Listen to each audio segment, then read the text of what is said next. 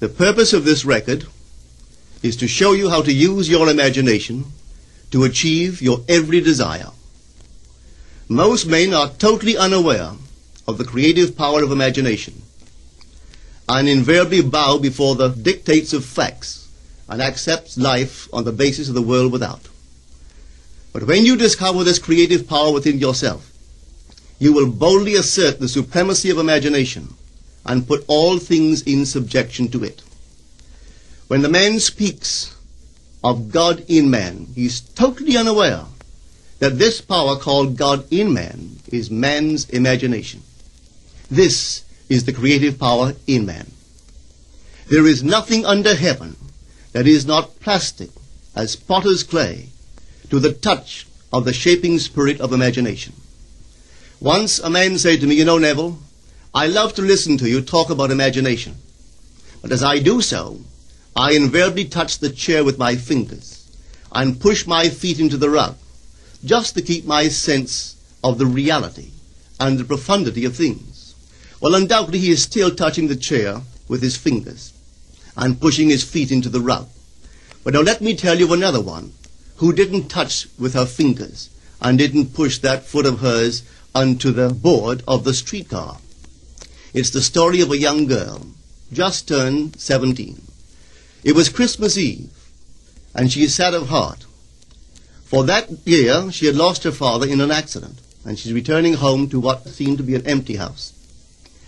She was untrained to do anything, so got herself a job as a waitress. This night is quite late, Christmas Eve. It's raining. The car is full of laughing boys and girls home for their Christmas vacation. And she couldn't conceal the tears. Luckily for her, as I said, it was raining. So she stuck her face into the heavens to mingle her tears with the rain. And then, holding the rail of the streetcar, this is what she did. She said, "This is not rain, but this is spray from the ocean. And this is not the salt of tears that I taste, but this is the salt of the sea in the wind. And this is not San Diego. This is a ship, and I'm coming into the Bay of Samoa." And there she felt the reality of all that she had imagined. Then came the end of the journey, and all are out. 10 days later, this girl received a letter from a firm in Chicago saying that her aunt, several years before, when she sailed for Europe, deposited with them $3,000 with instructions that if she did not return to America, this money should be paid to her niece. They had just received information of the aunt's death and were now acting upon her instructions. 1 month later, this girl sailed for Samoa. As she came into the bay, it was late that night, and there was salt of the sea in the wind. It wasn't raining, but there was spray in the air, and she actually felt what she felt 1 month before, only this time she had realized her objective. Now this whole record is technique. I want to show you today how to put your wonderful imagination right into the feeling of your wish fulfilled, and let it remain there and fall asleep in that state. And I promise you from my own experience, you will realize the state in which you sleep if you could actually feel yourself right into the situation of your fulfilled desire and continue therein until you fall asleep.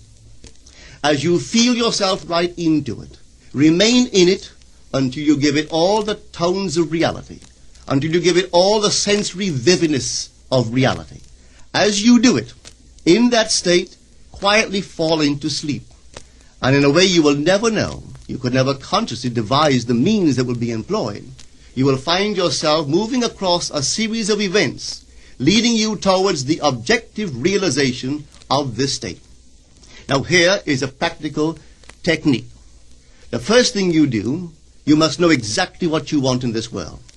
When you know exactly what you want, make as lifelike a representation as possible of what you would see and what you would touch and what you would do and physically moving in such a state. For example, suppose I wanted a home, but I had no money, but I still know what I want. without taking anything into consideration, I would make as lifelike a representation of the home that I would like, with all the things in it that I would want. And then, this night, as I would go to bed, I would, in a drowsy, sleepy state, the state that borders upon sleep, I would imagine that I am actually in such a house, that were I to step off the bed, I would step upon the floor of that house. Were I to leave this room, I would enter the room that is adjacent to my imagined room in that house. And while I am touching the furniture and feeling it to be solidly real, and while I am moving from one room to the other in my imaginary house, I would go sound asleep in that state. And I know that in a way I could not consciously devise, I would realize my house. I have seen it work time and time again. If I wanted promotion in my business, I would ask myself what additional responsibilities would be mine were I to be given this great promotion. What would I do? What would I say? What would I see? How would I act? And then in my imagination, I would begin to see and touch and do and act as I would outwardly see and touch and act were I in that position. If I now desired the mate of my life, were I now in search of some wonderful girl or some wonderful man, what would I actually find myself doing that would imply that I have found my state? For instance, suppose now I was a lady. One thing I would definitely do, I would wear a wedding ring. I would take my imaginary hands, and I would feel the ring that I would imagine to be there. And I would keep on feeling it until it seemed to me to be solidly real. I would give it all the sensory vividness I am capable of giving anything. And while I am feeling my imaginary ring, which implies I am married, I would sleep.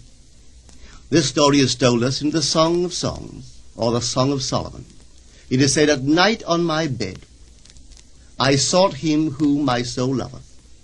I found him whom my soul loveth, and I would not let him go, until I brought him into my mother's house, right into the chamber of her that conceived me."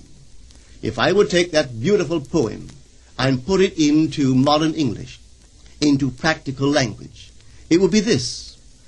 While sitting in my chair, I would feel myself right into the situation of my fulfilled desire.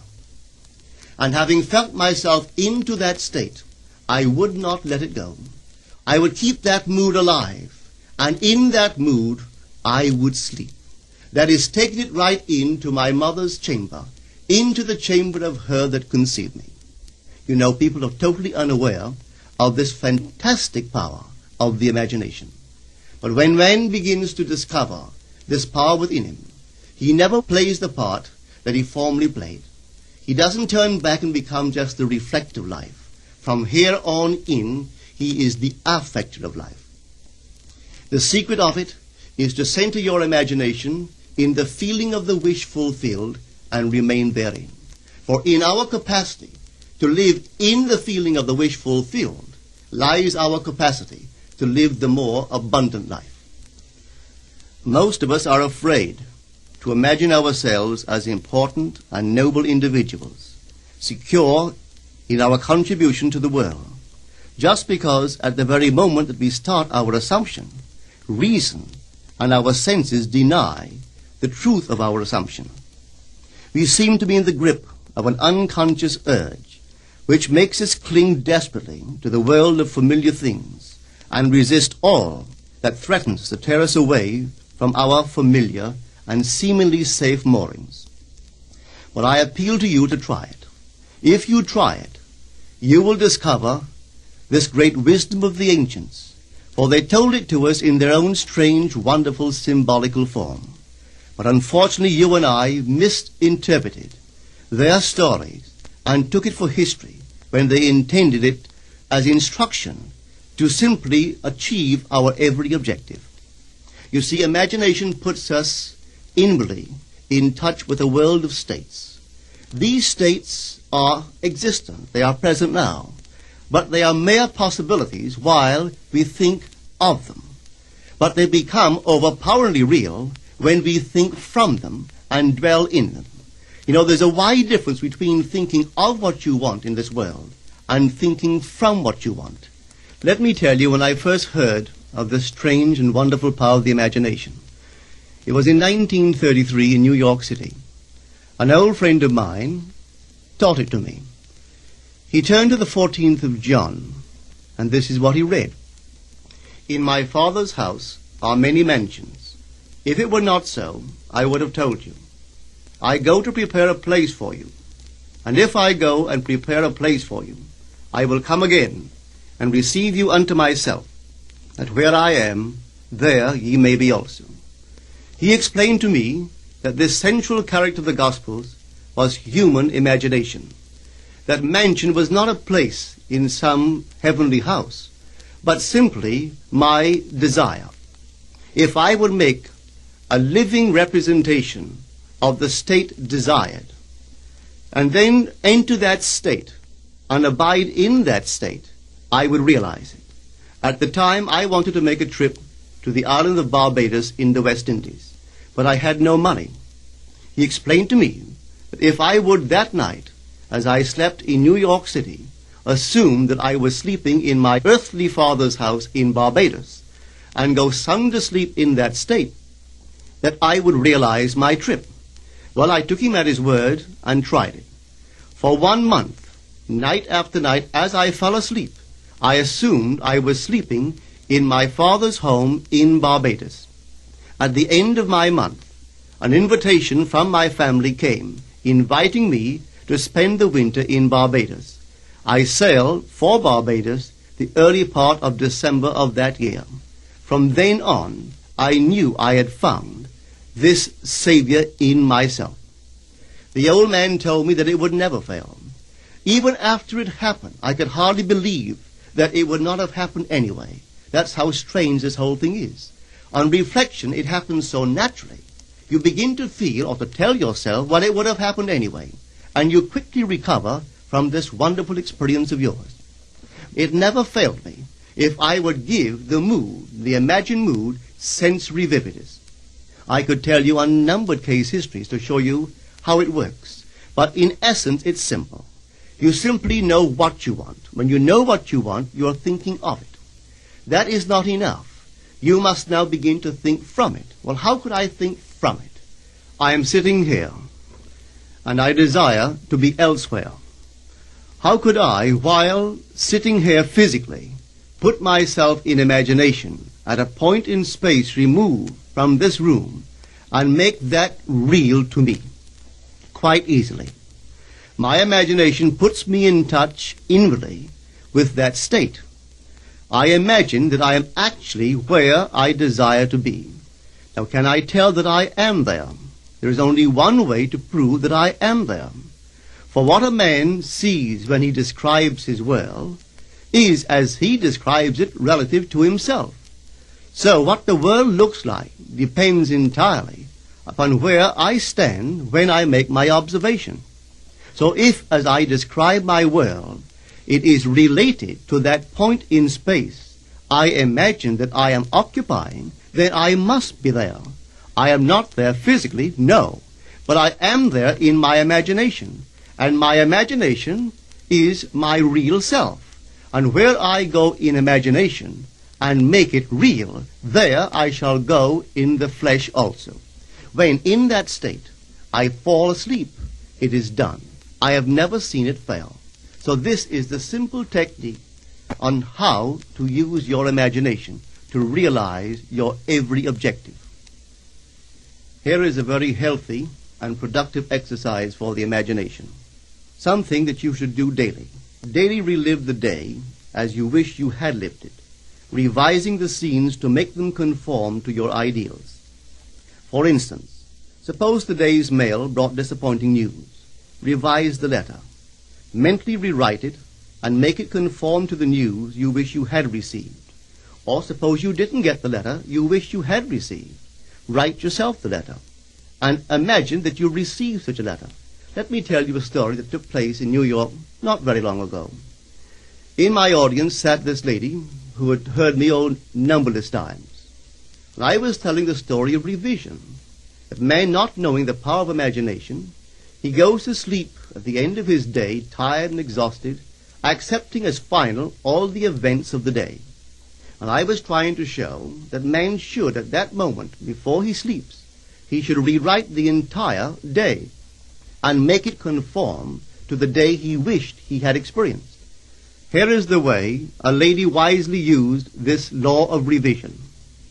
It appears that 2 years ago she was ordered out of her daughter-in-law's home.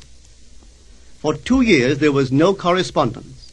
She had sent her grandson at least 24 presents in that interval, but not one was ever acknowledged. Having heard the story of revision, this is what she did. As she retired at night, she mentally constructed 2 letters. One she imagined coming from her grandson, and the other from her daughter-in-law. In these letters they expressed deep affection for, and wondered why she had not called to see them. This she did for 7 consecutive nights, holding in her imaginary hand the letter she imagined she had received, and reading these letters over and over until it aroused within her the satisfaction of having heard. Then she slept. On the 8th day, she received a letter from her daughter-in-law. On the inside there were 2 letters, one from her grandson and one from the daughter-in-law. They practically duplicated the imaginary letters that this grandmother had written to herself 8 days before. This art of revision can be used in any department of your life. Take the matter of health. Suppose you were ill. Bring before your mind's eye the image of a friend. Put upon that face an expression which implies that he or she sees in you that which you want the whole world to see. Just imagine he is saying to you that he has never seen you look better, and you reply, I have never felt better. Suppose your foot was injured. Then do this. Construct mentally a drama which implies that you are walking, that you're doing all the things that you would do if the foot was normal, and do it over and over and over until it takes on the tones of reality. Whenever you do in your imagination that which you would like to do in the outer world, that you will do in the outer world. The one requisite is to arouse your attention in a way and to such intensity that you become wholly absorbed in the revised action. You will experience an expansion and refinement of the senses by this imaginative exercise, and eventually achieve vision in the inner world. The abundant life promised us is ours to enjoy now, but not until we have the sense of the Creator as our imagination can we experience it. Persistent imagination, centered in the feeling of the wish fulfilled, is the secret of all successful operations. This alone is the means of fulfilling the intention. Every stage of man's progress is made by the conscious, voluntary exercise of the imagination. Then you will understand why all poets have stressed the importance of controlled, vivid imagination. Listen to this one by the great William Blake. In your own bosom you bear your heaven and earth, and all you behold, though it appears without, it is within, in your imagination, of which this world of mortality is but a shadow. Try it, and you too will prove that your imagination is the Creator.